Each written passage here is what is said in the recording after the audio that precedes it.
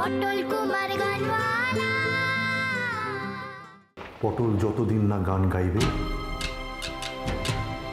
আমিও গান গাইব না।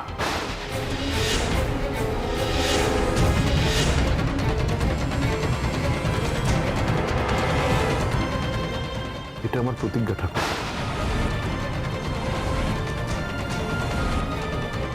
বলতো ঠাকুর, তুমি যদি চাও আমি গাই, তাহলে আগে পটলের গলায় গান আন। আমি আগে ওর গলায় গান শুনবো, তারপর আমি গাইব। ছোটকু, কেমন কথা বলছিস? পটল যদি আর কোনোদিন না গান গাইতে পারে তাহলে সুজন কুমার আর গাইবে না।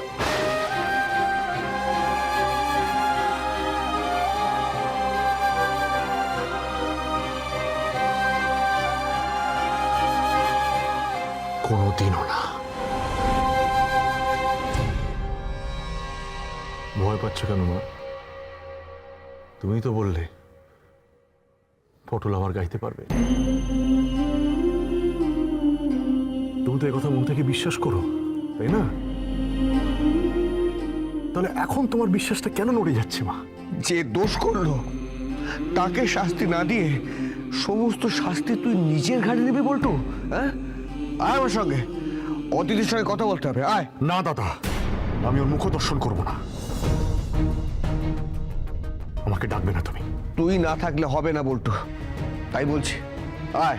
না, আমি যাবো না, আমি কিছুতেই যাবো না। ওকে দেখলে আমার আমার জাস্ট মাথাটা খারাপ হয়ে যাবে, মাথাটা। আমি যাবো না। মাথা ঠান্ডা রাখ ছোটু, মাথা ঠান্ডা রাখ। তোমরা যাও, তোমরা জাস্ট যাও।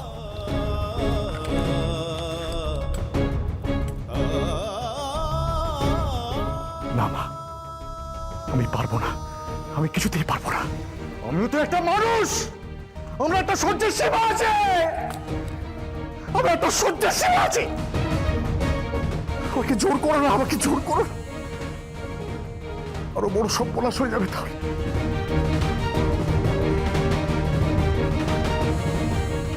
আমি পারবো না। বলতো আমার কথাটা শোন, আমি তোর ভালোর জন্য বলছি। বলতো বলতো বলতো বলতো বলতো